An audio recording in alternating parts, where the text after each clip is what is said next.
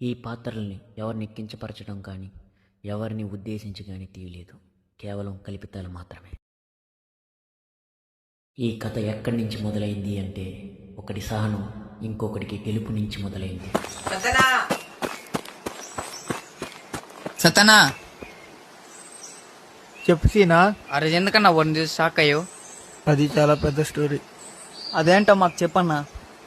అలాంటి స్టోరీలు వినకూడదు సీనా.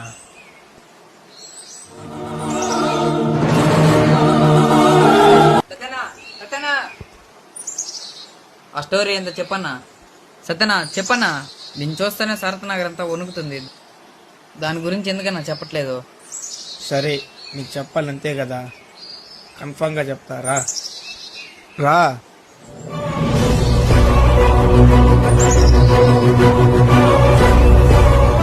ఇందాక అడిగేవు కదా నేను షాక్ అయినని.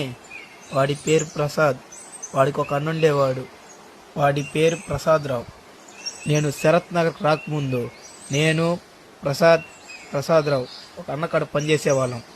ఎవరన్నా అతను? అతని పేరు శివన్న.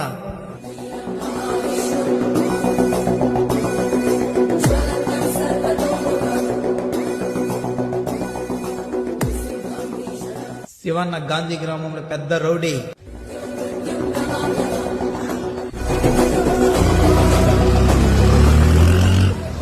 అతను గాంధీ గ్రామం ఒకటే కాదు, దూలుపేట, ప్రస్తుతానికి నేను ఉంటున్న శరత్ నగరం కూడా వెళ్ళేవాడు ఒకప్పట్లో.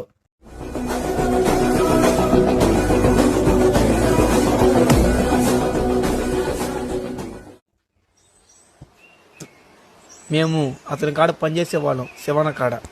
మేము అసలు అనాథలమి. మమ్మల్ని చేరదీసి పెట్టింది శివన్ని. శివానికి ఒక అభిమానులు ఉండేవాళ్ళు.